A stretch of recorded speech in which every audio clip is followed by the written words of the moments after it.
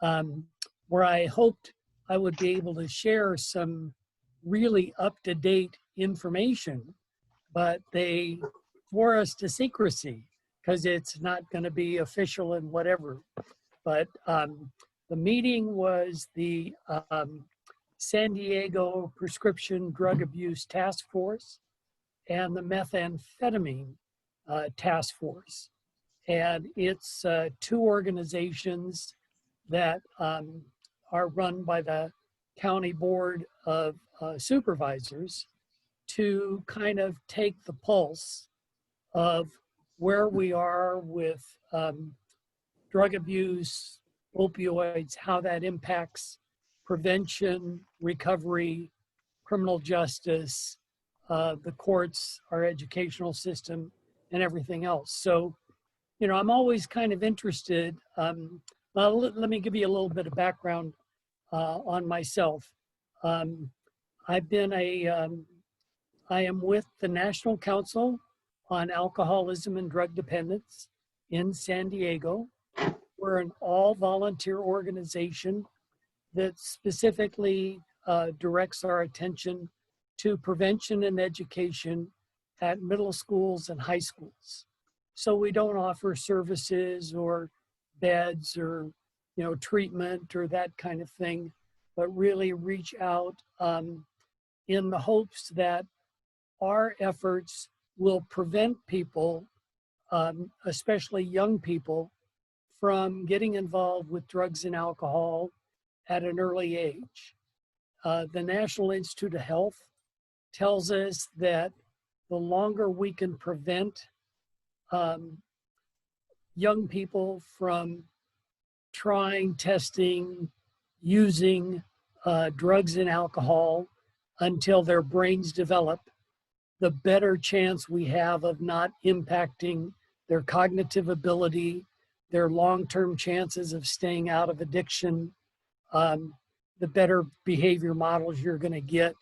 You know, we just have a better chance of helping them have the lives that they were really supposed to have. And so we work pretty hard on that on a regular basis. We've been interrupted with COVID, like everybody.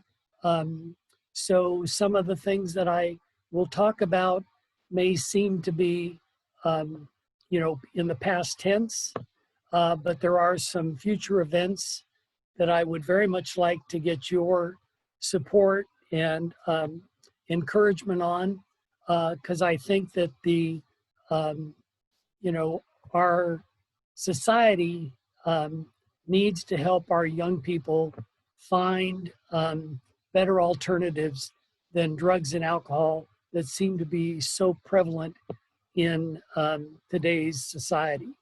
So just by a show of hands, if you would indulge me, how many of you have, you know, family, relatives, kids, employees that you either believe to have or do have a substance abuse issue? Okay. You know, normally when I ask that question, you know, it's pretty much everybody's hand goes up. So that's kind of the bad news. The thing that I can tell you is that we have lost more people in San Diego this year to overdoses than we have to COVID-19. You know, we've had double the fentanyl overdoses this year than last. That while our suicide rate is down over the last 5 years, our homicide rate is 19% higher this year, and our accidental overdose is 15% higher this year. And I'm sure that the stresses of COVID and everything else are contributing to this. And just imagine if you're a drug user and you're locked in a home 7/24 with family and pressures and having trouble to go out and get your drugs and alcohol what that would mean to the environment that your family and children and loved ones are experiencing. You know, so the National Council mission is we're a nonprofit organization that was incorporated in California.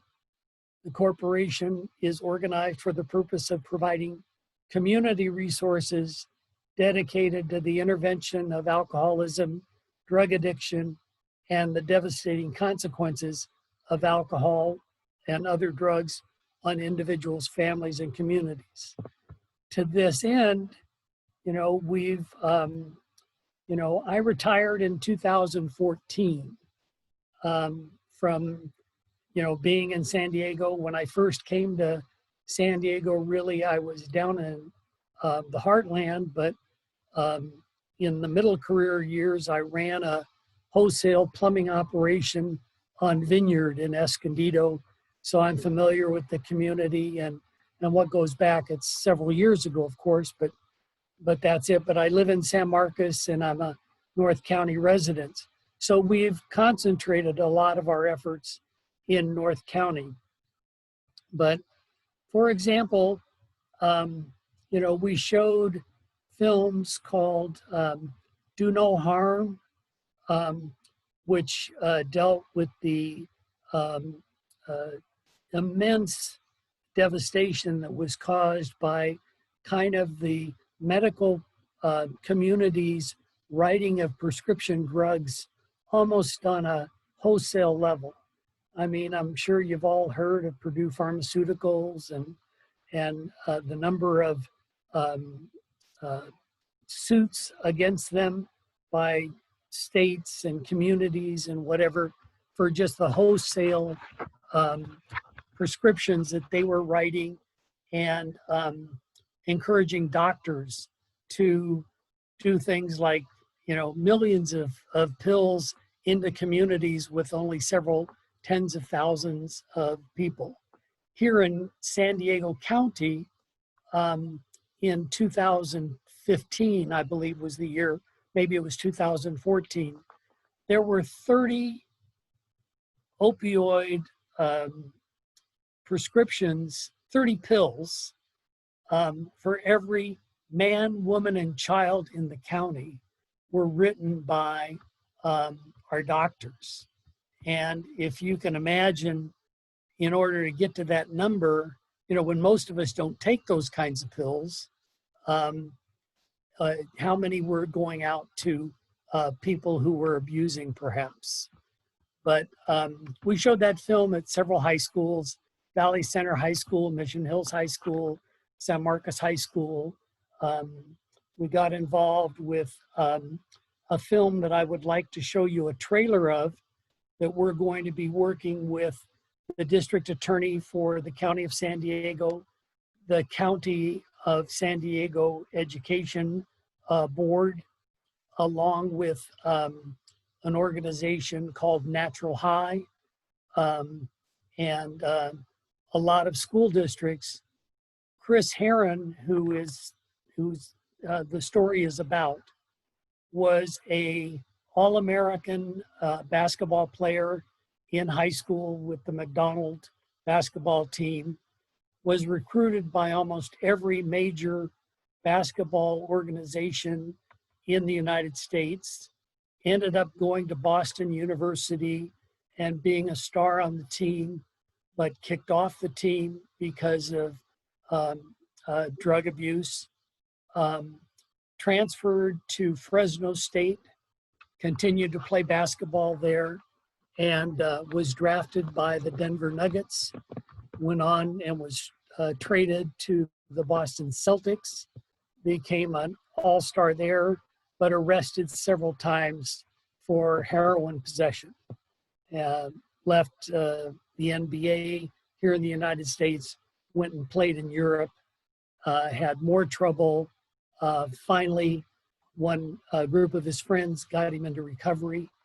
And instead of talking about the last day, and all of us can imagine what it's like at the end of somebody's addiction to be in a you know, in a doorway somewhere on Market Street or Main Street, or, you know, someplace downtown, you know, living under a park bench or under a bridge and in a trench coat. And we think about that as being you know, what a drug addict is like. And we forget about the first day. What was it? What was it that didn't make them enough that they felt that they needed to have that drug and alcohol?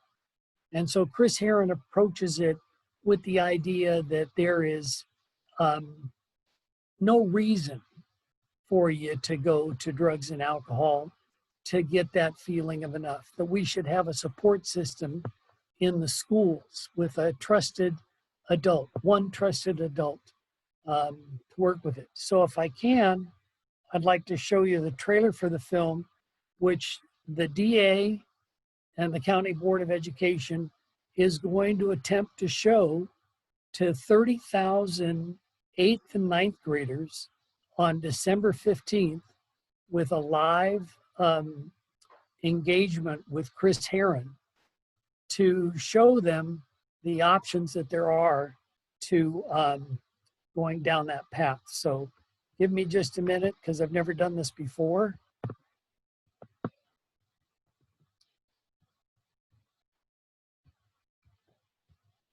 And now I can see.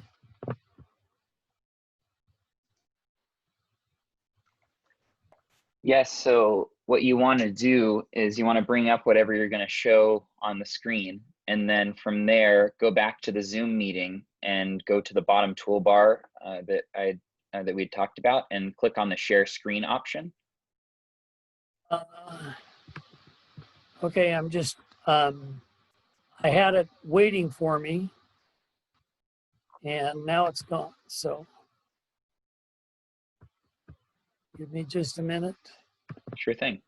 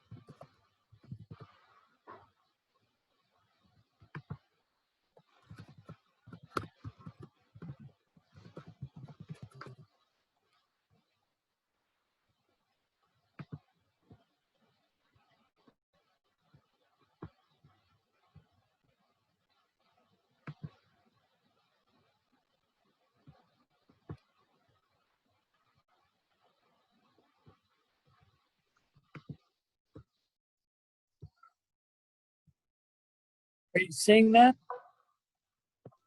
Yes, we can see it. Just go ahead and click the full screen button there on the video so it takes up the whole display for us. So if you go back down to the video that you're on, hover over it, and then go to the right by the little settings wheel. Yeah, go back down. Right to the right of the settings wheel.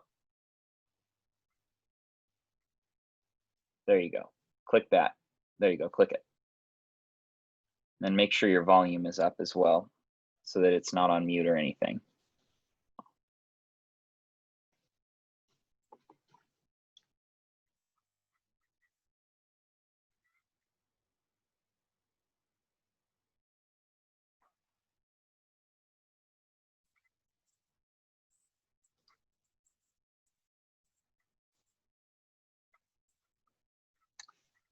Hey, Bob, do you happen to have your computer audio on mute?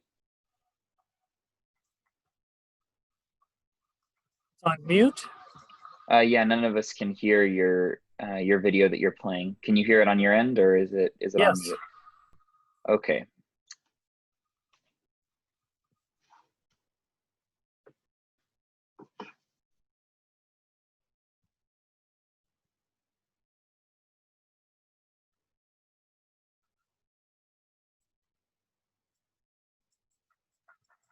It could just be that some settings in your Zoom are not letting the video play with volume, or it could just be that it's not uploading through Zoom.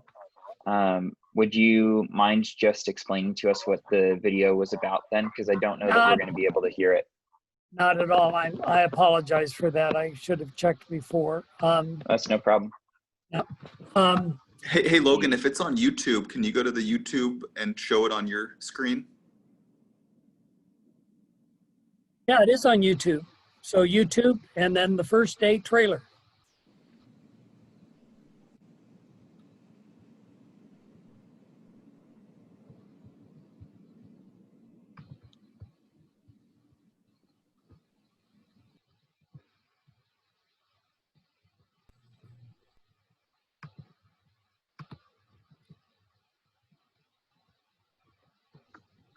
Bob, would you, sorry, I was muted there. Would you mind telling me the name of the video, or at least sending me the link to it real quick so I can look it up for everybody?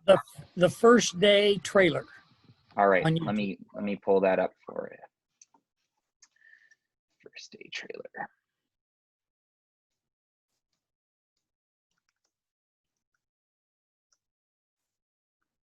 I apologize, ladies and gentlemen. No problem. Is it with Chris Herron? Yes. Logan, I have an emergency. I have to go. Yeah, that's no problem. Go ahead. It's a 2-minute film. Yeah, there's a lot of them that are on here. Bob, I have a question, if you don't mind. How does a Yeah, go guy ahead. go? How does a guy go from a plumbing wholesaler to doing drug and alcohol training? I am in long-term recovery, have been for well over 20 years. And when I retired, I was talking to some friends of mine, and there was an inordinate number of my friends who had grandchildren and children who were suffering from this opioid epidemic. And I had never had dealings. I started drinking when I was 12 years old. You know, I did 2 tours in Vietnam. You know, I had lots of triggers, lots of reasons for me to go and think that alcohol was my solution for my problems. And when I had too much time on my hands, you know, middle part of my career, you know, I decided to that drinking was not a good idea for me. That I had extended my e-tickets, and I got into recovery, and I realized that recovery works. But so often, people in recovery confuse anonymity with advocacy. That we almost act sometimes like we're a secret society. I don't know how many of you people know your friends that may be in a 12-step program who don't drink, but normally they keep pretty quiet about it. And so people can't find us, and they don't know that recovery works. And there are doctors and lawyers and judges and county executives and things like that that I run into at meetings that, you know, are very secretive about it. And we need to let people know that there is an answer. And so the advocacy of the anonymous people, do no harm, the first day, lets people know that there's help. And then the tragedy of losing so many kids to addiction and interrupting their development to such an extent that their cognitive ability, you know, their complete lives are changed because of, you know, looking to drugs to solve, you know, whatever the current problem is. And they're playing, you know, roulette with their lives because there are so many counterfeit drugs that are coming out. They think they're getting a Xanax or a Percocet or something, that it's a pharmaceutical quality drug. And what it was made in some warehouse, you know, in a Home Depot bucket, and pressed out, and it'll kill them. And so you can get two people taking the same drug from the same dealer, one will die and one will just get real sick. And Hey, Bob. Yep. I've got the video pulled up here. I don't want to slow your roll, but I do want to try to play it here and see if this is the one that you wanted and see if it makes a difference Sure. if I'm playing it Yep. from my screen. So Okay. are you able to see my screen right now? I'm able to see a bunch of Facebook, email Yep. service, Rotary Club. Yep. Yeah. This seems to be, Should be 2 minutes and 15 seconds or something. yeah, are you able to see this? No, we can't see it, Logan. Yeah. It says that I'm sharing my screen right now. That's strange. But it's just the bottom header.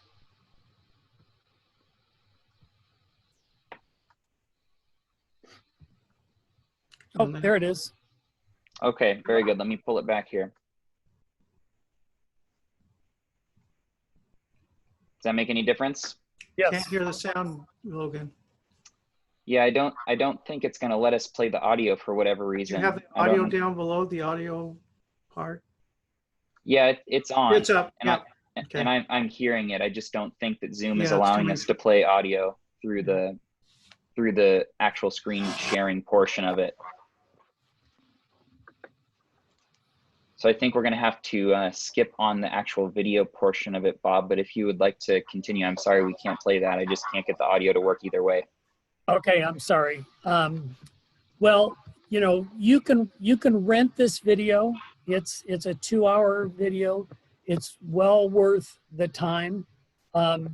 It was shown on ESPN a couple of times. We did show it at Carlsbad High School. Showed it to all of their 8th and 9th graders. Or I'm sorry, their whole 2 high schools and 1 middle school, 2,000 kids. We got 1,000 surveys back from the kids, which was so illuminating about how prevalent it is in their lives. I mean, it was really scary. We also showed it at Escondido high schools, both one in Carmel Valley as well as La Costa Canyon. And in the audiences, the DA came, saw it, and really got behind it. And so we're going to show it on December 15th and have Chris Herron speak as well. So the outreach that we do is really done by maybe a dozen or so volunteers, but it really makes an impact on the lives. I can't tell you how many people reach out for help. I was at that meeting that I mentioned earlier today, and the reality is that we've lost already more people to fentanyl overdoses this year than we did all of last year. And we're not even, to September. So we've got a full third of the year to go.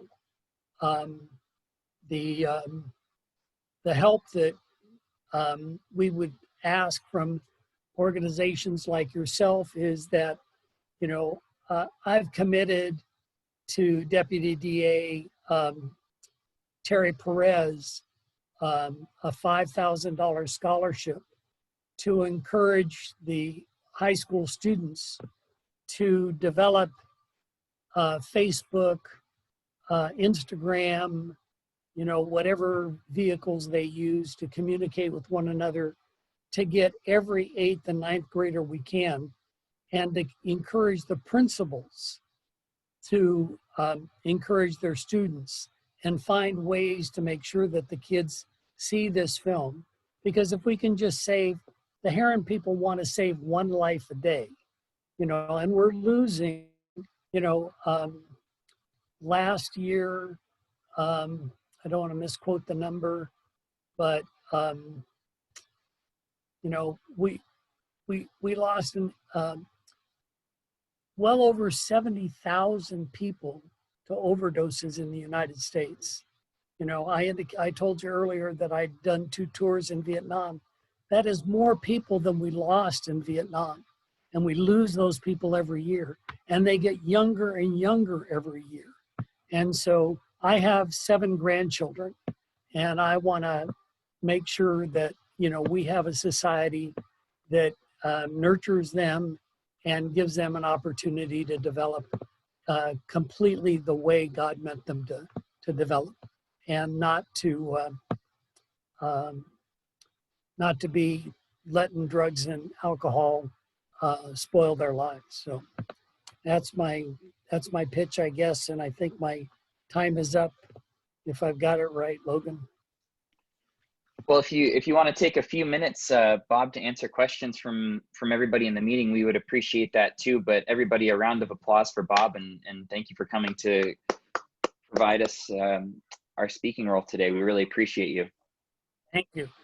I absolutely answer any question I can, and if I don't have the answer immediately, I will promise to get it back to you. Yeah, you guys are all muted. I muted you during the meeting, so go ahead and unmute yourself before you start firing off some questions. Otherwise, you're just going to be talking to yourself. Bob, I asked my question. I just wanted to thank you for presenting today, and God bless you for doing the work you're doing. It's really the most important work in your lifetime, and we're all affected by it. So thank you. Bob, I have a question. I mean, do you have any resources to talk to the governor how serious this is, locking our kids at home? This has become a big issue. Like you said, there's more, I think, suicides than deaths in Vietnam War. I just think what we're doing to the kids is horrible. You know, we do have contacts, you know, not necessarily directly with the governor, but certainly with his organization and his people. And, you know, you're right. We have no idea what the impact is that we're putting on these kids. I mean, the lack of socialization, you know, the isolation that some of these kids are feeling is unbelievable. But, you know, we're going to have to spend money on prevention and recovery and mental health. And we've closed so many of those facilities that there's no place to go. I mean, you know, short of 5150 somebody, you know, there's just no hospital beds. There's no psychiatrists. There's no social workers to talk to them. And I'm sure there's going to be big changes coming down the pike, but we're going to live with this COVID lockdown for a long time. Yeah, it's going to be a big problem. Yeah, I happen to know, I'm actually a college student right now, and I happen to know that college students especially are a pretty key demographic for people are seeing a lot of people turn to day drinking to kind of deal with the loneliness in a way of the people that are locked down the most. And college students, for the most part, have seen an uptick in people that are drinking more often than they used to, simply because they don't have that social interaction. And because they have access to alcohol, they're legally allowed to buy it at the age that they're at. So they're turning to alcohol and sometimes drugs as well to be able to fill that void in their life where they're not getting that social interaction. So I worry that, I mean, college students already aren't the most responsible with alcohol anyways, but I think that it could open a whole new can of worms that will have negative ramifications in the future.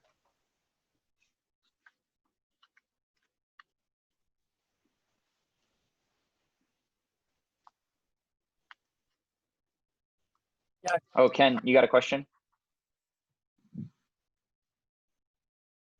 And it's Ken, chat. what's that? Okay, let's see. Yeah. My mic is not working again.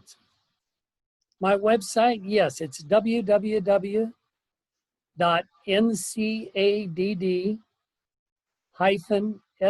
for San Diego.org.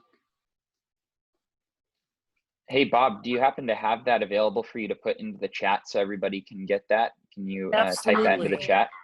Thank you. I will. That'd be fantastic. I'll put that in. And like I said, I was sworn to secrecy for those latest statistics, but I can share them when they get published, which should be in the next 30 days.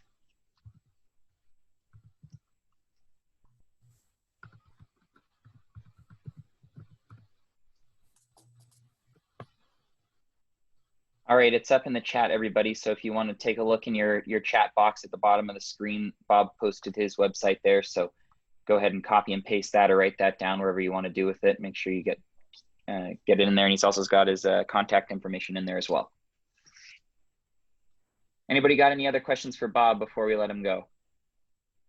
Going once, going twice. I'll share this one story with you to show you how this is really an insidious thing, because this just happened.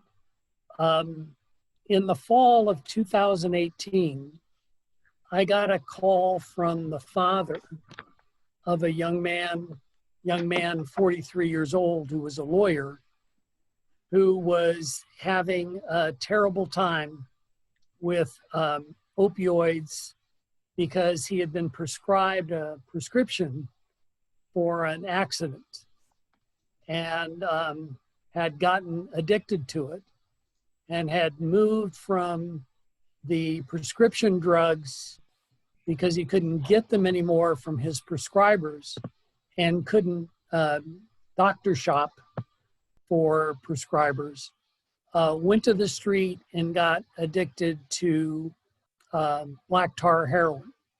Was injecting heroin. He lost his son, 14 years old now, his wife, his house, his practice, and his father was looking for help. And help was very hard to find because there were no beds, no detox, whatever. He didn't have any insurance because he had lost his business and everything else. So his father was interceding and he contacted me. And I tried to share with him what resources were available in San Diego because he was in Syracuse, New York, and his son was here. And I shared with him some resources. He ultimately got his son into a detox situation, into an aftercare situation, 28-day detox program. Son was clean for 18 months based upon weekly drug tests that were done or that he turned in.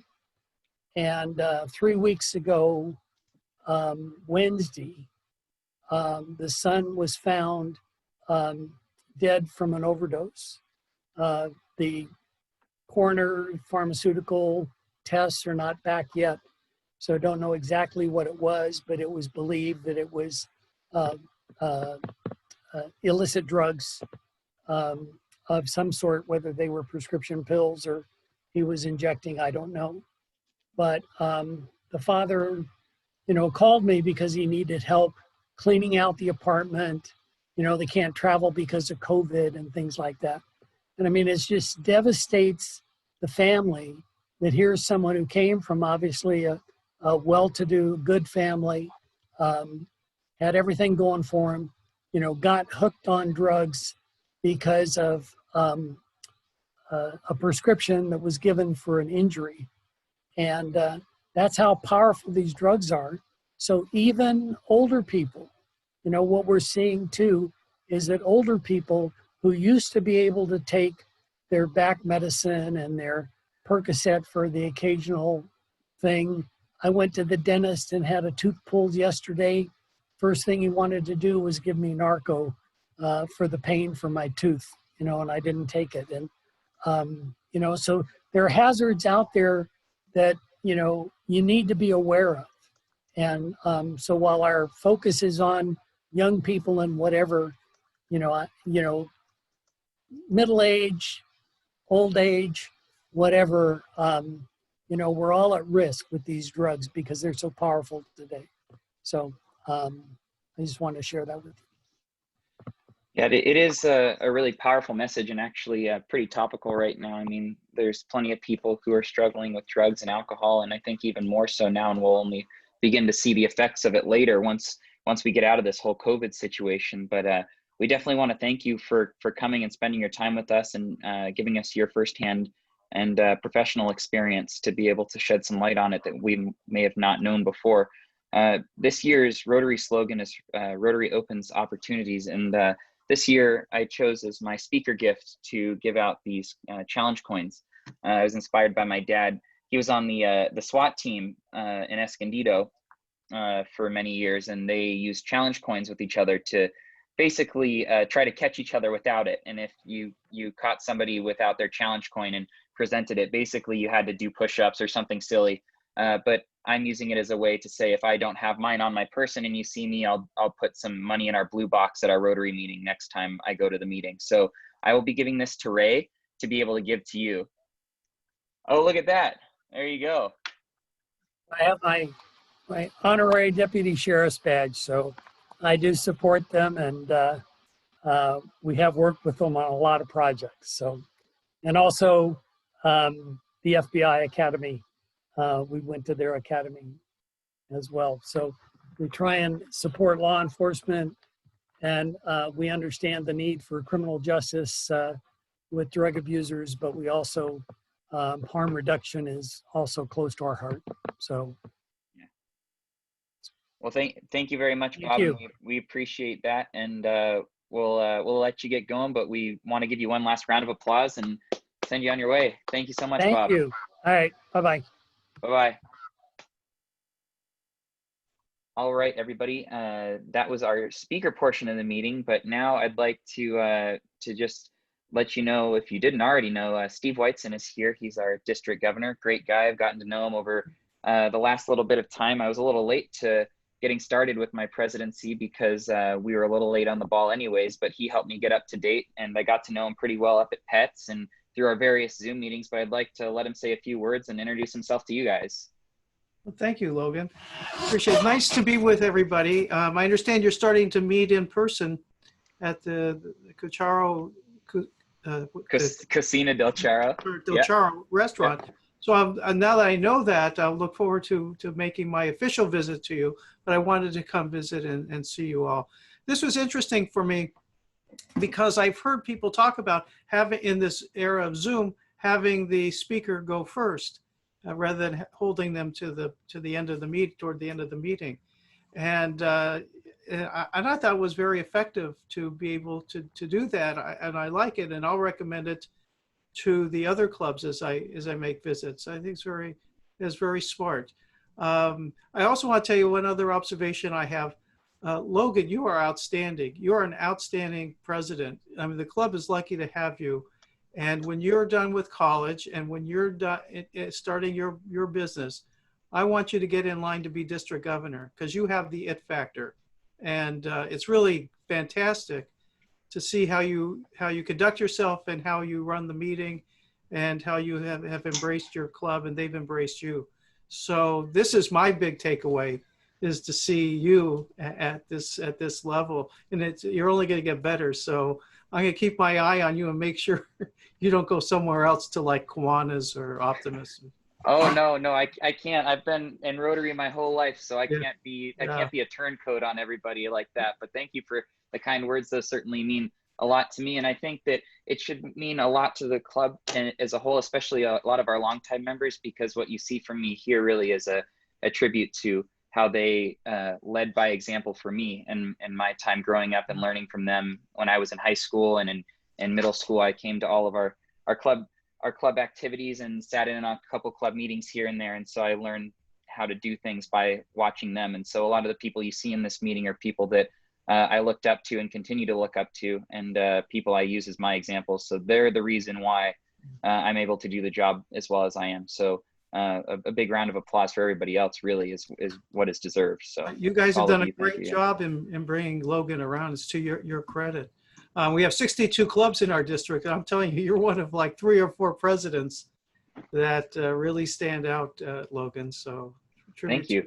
How is the Zoom going for everybody? Is there a fatigue about it, or are you getting the same number coming on Zoom, or fewer people or more people come by to attend these meetings? Well, I'll let you know what my observation has been, and then I'll let the other club members tell you. What we've done is that we've adopted a on and off again every other week alternating schedule, where one week we're on Zoom, the next we're at Cocina, And we did that because we found a lot of our members weren't able to make it to in-person meetings just because they were at risk of COVID or they knew somebody that was at risk. And so we wanted to keep Zoom available for those people. But then for a lot of our members, there was a desire to really get back and see people in person. So to do that, we worked with Cocina del Charo to get an outside table to be able to host our meetings there and bring in speakers that wanted to be in person that didn't like Zoom and be able to meet with our club members who didn't want to be on Zoom. We could fulfill that need, but also then fill the needs of the people that like to be able to stay at home but still be part of the club. And so we're able to actually see a lot of the people who are in our in-person meetings make it to Zoom, but a lot of the other members that wouldn't normally make it to in-person meetings show up to this as well, which is great. So you have Zoom meeting, you Zoom from your, from La Cocina? Well, we don't do Zoom from Cocina just because there's some difficulty with miking that up and everything. I see. But what we do is we record all of these Zoom meetings that we have as a club, Yes. like this one. I record them on my computer and then we put them on our club's YouTube channel so that anybody who may have missed the Zoom meeting, there's about 15 club members that aren't here right now, they can go and see that video uploaded on YouTube later and still participate in the meeting even if they're not here. That's a great idea. By the way, I thought the speaker today, Bob Elliot, was outstanding. I didn't know what to expect. I have his information. I'm going to send it out to the rest of the presidents and clubs and recommend him as a speaker. I thought his message was powerful. I thought the way he delivered it, also very understated, was powerful. And his personal testimonial about how he got involved in the project and the program was also very enlightening. So thank you all for having me. I really appreciate it. I look forward to seeing you soon at La Cocina. What do you recommend? What is the best? How are you? Well, it's certain the club will laugh at this because they know what I mean. It's certainly not the meatloaf. It's the Mexican food. Every time I would come to the meetings as a kid, before I was a club member, I would always come with my mom. And the running joke was that if I showed up, it wasn't going to be Mexican food. It was going to be the meatloaf. And it was almost every single time it was the meatloaf. And so the best thing about these in-person meetings we're doing now is that we don't have the buffet. We actually get to order off the menu. So we get to order what we want to eat. So that there's a guarantee that we'll never eat that meatloaf again so long as we're doing I think you would order the meatloaf for old time's sake, Slogan. Oh, no, you don't want that meatloaf. I promise you that. But you know, I tend to like you can't go wrong with their tamales are really good. They've got really good taquitos. A couple of our members really like their taquitos, but I mean it's great Mexican food all around. So if you like Mexican food, it's a great restaurant anyways. I was born and raised in San Diego. I grew up on Mexican food. That's right. That is right. What are you doing? This is my little dog Poco right here. He came to say hi. Yes, I saw the margaritas, but we just had somebody talk about drug abuse and alcohol abuse. I didn't want to mention the margaritas. I do mine without salt on the rim. Oh yeah, their margaritas are really good, but the couple of the club members know I got one to celebrate my first meeting when we were there, and I was up at the podium and they actually brought it to me while I was at the podium, and I was kind of embarrassed by that. But it was this big old thing. So I don't think I could ever even finish half of one of their margaritas there, but if you're looking for a good happy hour, they have a good one too. So that's Cocina for you. Well, thanks for having me. Carry on with the rest of the meeting. I'll hang around. Yeah. Thank you, Steve. So I did want to mention, I know you guys probably saw my email, but Irene and I were actually talking this last week when we had our barbecue committee meeting. Irene and I were the only ones that were able to show up, and it was a mixture of things. People were busy, and then also the link didn't work for some people. But what we had been talking about is that perhaps we want to start doing a sort of get to know you podcast with our members. Irene had brought up the point about out of sight, out of mind, and how some of our members can become ghosts if we don't remember to talk to them. And so our idea from that discussion on Zoom that we had is that every week I was thinking about doing a 10 to 20 minute just conversational interview with each one of you as a member individually, a kind of get to know you conversation where everybody can get to see what that person is up to and how they're doing and what they do in their personal life that maybe we didn't know about them, what they like to do, what their business is doing.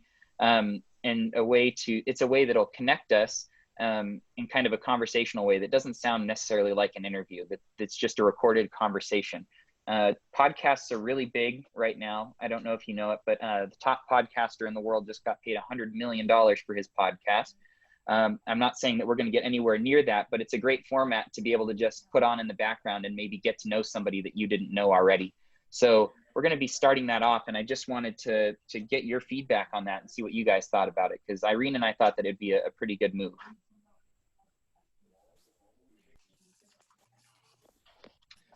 I think it's a great idea, Logan. I would suggest maybe if you do the first few podcast interviews with a couple members that haven't joined online for a while, it'd be nice to kind of hear from them and see how they're doing.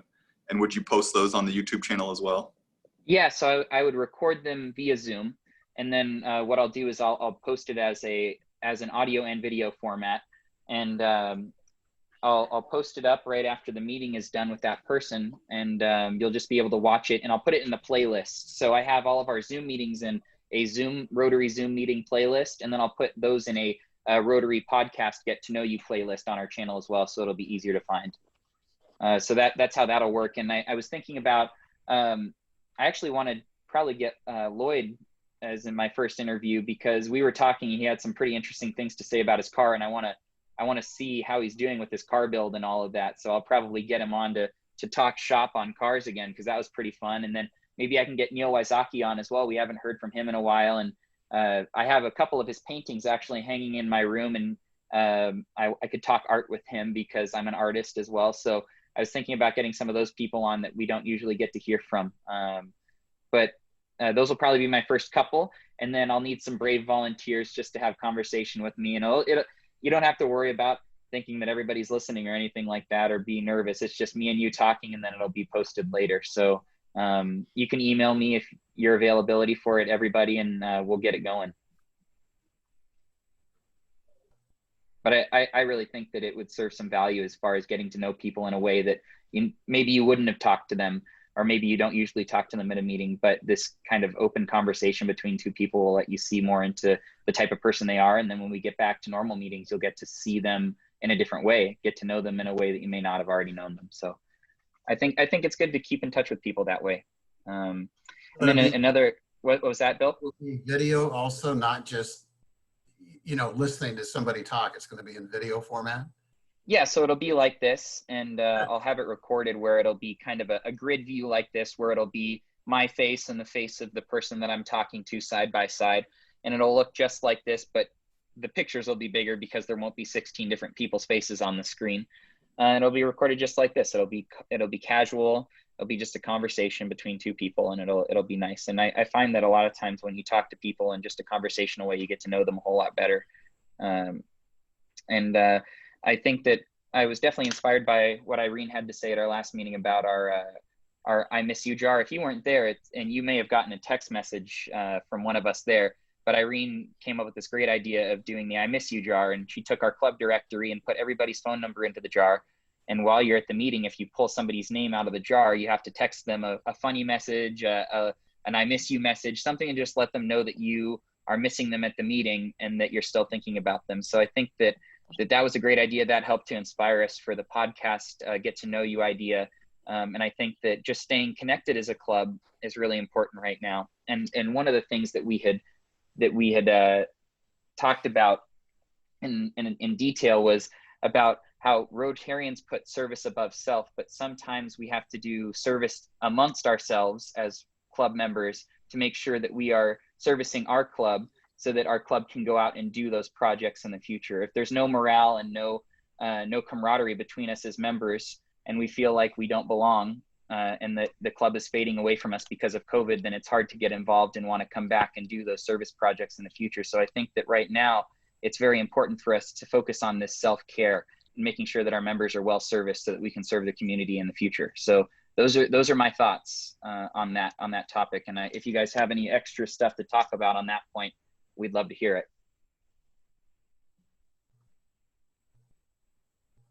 All good ideas. Yours. All good ideas, Logan. Don, I saw your hand. I'm not ignoring you. I just got puppies eating a pillow back here, so I'm gonna get that out of their mouth. But I got you in my ears right now on my AirPods. So go ahead.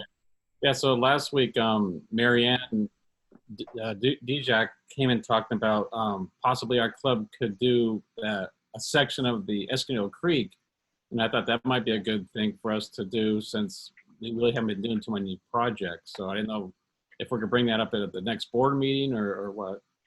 Yeah, so I believe the next board meeting is scheduled for, what would it be, the 28th of this month? So the last Friday of this month. I was going to do it on Zoom and then record it for everyone to see. But I think that we could definitely talk about that. And if you have the ideas and details on that, I'd love to hear it, because I remember she had brought it up, but I'd love to hear what that entails and what it really means. I think it'd be great for us to sponsor part of the river. I think that'd be great. And do some work out there, get our hands dirty. I do have a suggestion. I would prefer a board meeting in person and not on Zoom. That's my feeling. We did do a in-person board meeting last time, and it was really good. The problem that we ran into is that some people just couldn't make it because of COVID. Like Debbie Young wasn't able to make it, and a couple other people weren't able to. I'm all for in-person meetings, as is everybody else would want to be. It's just that I want to make sure that all of our board members can be present for the meeting if we can. And if that means we have to be on Zoom, I think that perhaps for that meeting, we might have to, just so that all board members can be treated with the same voting power in a meeting, so they don't feel like their voice is being left out because they couldn't make it. So as far as board meetings are going right now, I think we have to do Zoom just so that we can involve everybody at the same time. Good point. Anybody else have anything that they'd like to bring up before we get on out of here today? Everybody's so quiet today. I know. Well behaved, actually. That's true. Maybe it's because Steve's here. What do you think? Yeah. I may have sent out a memo telling everyone to be on their best behavior since our district governor was going to be here. I can tell this is a lively crowd. I can't wait to come to La Cocina with you. Are you kidding me? Oh, well, they're a lot more lively in person. They're quite the pranksters and stuff like that in person, telling good jokes and all that. So one shot of tequila will do that. And one of those big margaritas, yeah. I like Dan's in the background from our Rotary barbecue. That looks great. Oh yeah, that's great. Isn't that what that is? Yeah, it is. Yeah. A flag that Wayne Louth would bring.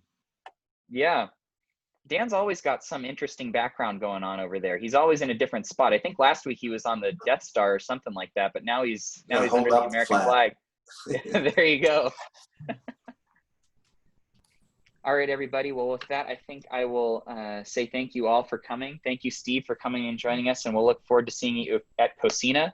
And we'll get on out of here, and I'll see you guys in person at Cocina next week for our in-person meeting. So thank you all for coming. Nice See you later. Thanks. Thank you, everybody. Thank Take you. care. Have a good weekend. See ya. Thank you. Thank you.